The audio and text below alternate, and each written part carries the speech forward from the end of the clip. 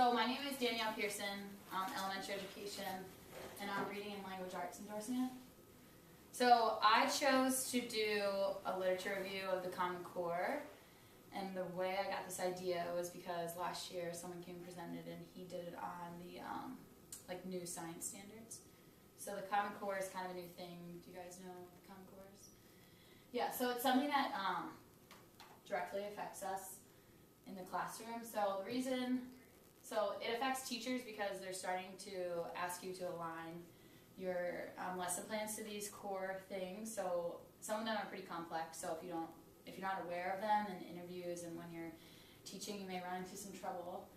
And then it affects students in that I feel like as a nation we're kind of going towards a place where we're holding states accountable for almost having all graduating seniors, maybe not at the same point, but going over some sort of, curriculum that's similar from state to state. So you may not have the same exact education and you won't, but in some way they're trying to, work on getting people at the same places. And then it affects schools because, it's something that they're asking us to do, and I think eventually all states will adopt it. Right now, not every state has, but most have. And so I just wanted to research ways how to apply standards, as you'll see, I'm going to show you the site, but they give you these great standards, and I actually think that the standards are on point in my point of view, but they don't really tell you how to achieve them, and I feel like that's a problem. They're just giving us this information and they're like, okay, great, good luck. And I think in education we have a lot of teachers who are like, oh, great. Now, we're not really going to do anything different, where I feel like if we really want to make an impact with these standards, we need to somehow give, educators a resource to help them achieve the standards. And impact on my teaching, I think it definitely has impacted me, especially my student teaching experience, just using I can statements with my kids, and even just with interviews, you get asked about the Common Core standards all the time. So if you know what you're talking about, it's usually a pretty good thing. I know that I went to the job fair and had just a quick sit-down interview, and one of the guys is like, what's a 21st century skill? And he commented after the interview that I was one of the only people who didn't just say using technology. So even if you're not going to do your thesis obviously on the same thing, I would really suggest that you would read up on it, because they are asking about it in interviews. There hasn't been one interview that I haven't been asked about it. So I chose third grade because I see it as the point in reading intervention where we're teaching kids, we're not teaching them how to read, but we're teaching them how to use reading to help learn. So, and ironically, both positions that I have so far have been in third grade, so that's kind of worked out well. So I'm pretty aware of the standards. So I also think it's interesting, I wanted to do third grade because it's kind of that middle year in elementary, so there is still some focus on foundations, but there's also the incorporation of higher order thinking, or asking students to comprehend and then holding them to the standard. Not that in first and second and kindergarten we are asking them to comprehend, but this is when we're really starting to assess it. Okay, so this is the site. Okay, so then you go down to read the standards. And they also have them for math, obviously. So, your literature, third grade. So this is kind of how it's organized, and they have kindergarten through grade 12. And then standards in the strand. So I call these in my thesis the anchor standards, because the key ideas and details, that's a category that you see K through 4. And then as you go through the grades, certain subpoints will change. So under key ideas and details, once they've moved on to a grade and the subpoint isn't there anymore, I took that as them saying you should be able to do that. Every 4th grade student should be able to describe characters in a story, so they no longer need to list that. So they never say that anywhere on the site, so that's just kind of my assumption, which I see kind of as a problem. So I feel like there needs to be some type of explanation that they need to give us. That's kind of why I did the literature review, so I could think about things like that. But I think that it's really interesting, some of the craft and structure. So a lot of this stuff we do every day in the classroom, but we just don't name it as these things. So refer to parts of stories, dramas, and poems when writing or speaking about a text using terms such as chapter, scene, and stanza. and then describe how each successive part builds on earlier sections. So that's something that they're asking a third grader to do. So I don't really know what your guys' like experiences in the classroom, but that's not pretty complex, you know, to ask a third grader to do that. So no, they're not asking them to master it because it's going to be in 4th grade again. But I think that that's a really interesting concept, because we don't even focus on stanzas really. Like, I know some of my college friends really won't know what a stanza is in a poem. So it's just kind of like, oh, okay, here we go. Let's throw this at 3rd graders. So what I did then is I went through the craft and structure and went through all the things in the standards, and I focused on the literature and the informational text and foundational skills. So the thing that I think is great about the standards is that literature and informational text are pretty much synonymous with standards. So some of the wording's a little bit differently, but overall they're asking you to do the same things with literature as they are asking you to do with informational text. And I think as a teacher that's a great tool, because we want students to be able to use different types of genres, and being able to have the same standards helps them see the types of comparisons we can make between genres. So I felt like that was one of the best things about the standards. Another really good thing that I think that the Common Core initiative has done is this is probably the easiest Common Core website that I have used. I don't know if you guys are familiar with the Iowa one, but it's kind of has some issues sometimes and some glitches. And this, I think, is really user-friendly. So I think for, you know, teachers who may not be so comfortable with technology, this is pretty much as easy as I think that you can make it. So then we go to foundational skill. Oops. Oh no, we don't want to go there. Foundational skills. Okay. So this, but only 2 foundational skills that they talk about in 3rd grade is phonics and word recognition and fluency. So I'm sure that many of you have learned in your coursework. If you don't have phonics and word recognition, you obviously can't have fluency. So I think that these were 2 things that even as a 4th grade student teacher right now that I see that many of my students still cannot do. They have a very hard time with phonics and word recognition in 4th grade. So this is not something that we're achieving right now in 3rd grade, at least in my school. So I decided to then look into some professional texts about interventions to be used in the classroom. So probably one of the most effective methods that I've found so far is called video self-modeling. So what you do is you just like take a flip cam or computer or whatever, and you just have the students sit there and read to themselves to the camera. And then you play it back to them. And they hear things that they don't hear when they're reading to themselves. So one of my students does this very odd thing. She'll be reading and she'll like say, decode A, words A with common A, Latin A suffixes. So she says A after everything, but she doesn't hear it when she reads. Because we talked about it. I was like, do you hear yourself saying like words after you read words that aren't they? And she's like, no.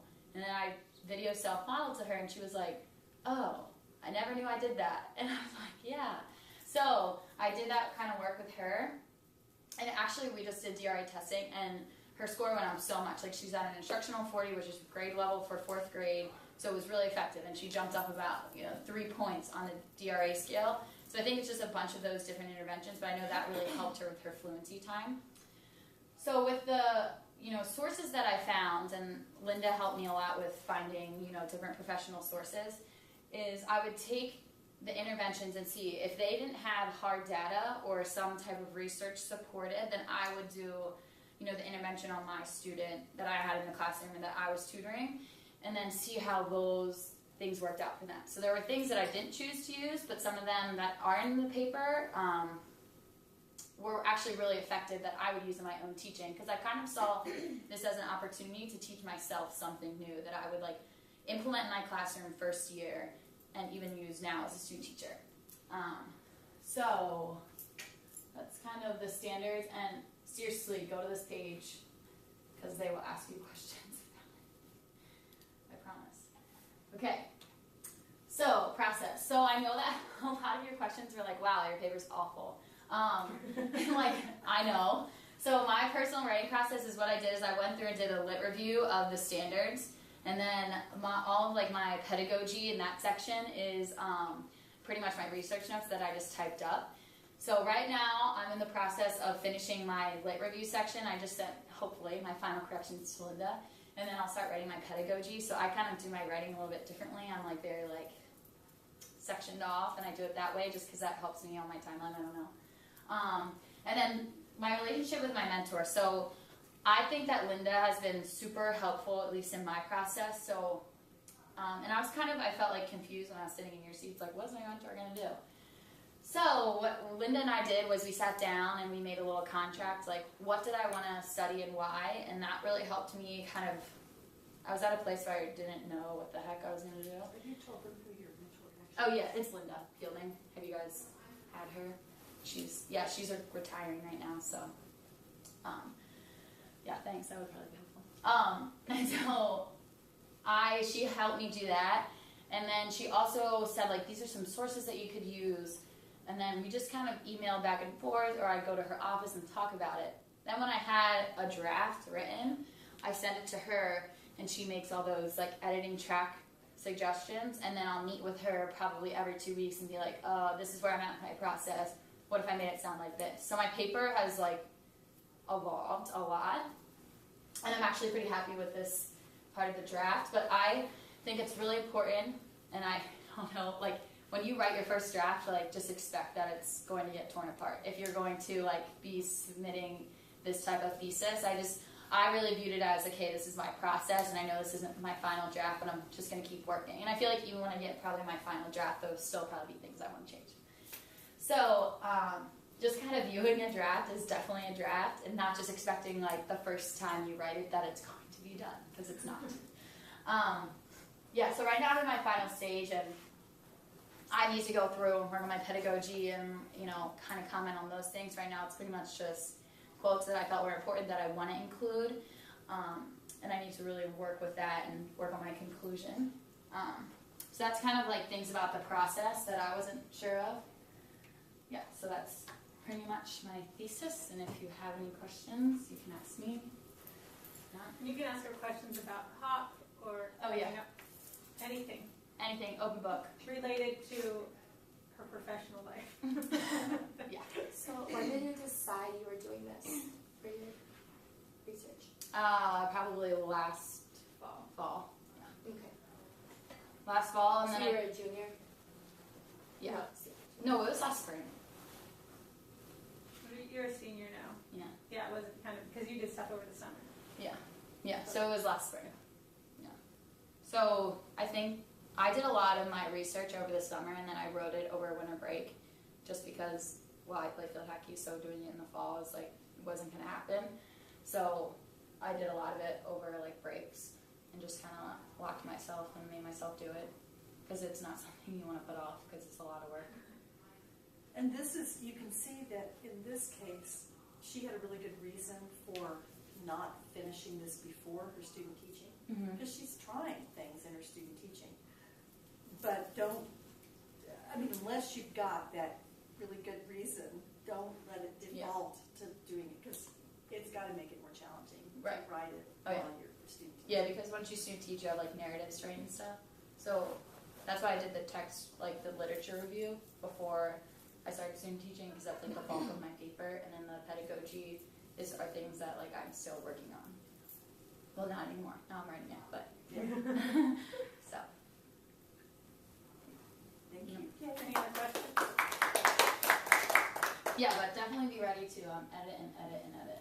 And you'll put her PowerPoint up on the Yep. icon, so you can follow that link and bookmark that link somewhere with those standards. Okay. And do you know where you're going next year?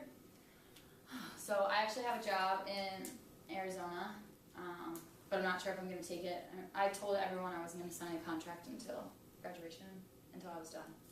And then I'm flying out to the Milton Hershey School is flying me out this weekend. So The school in Arizona was really thrilled with you.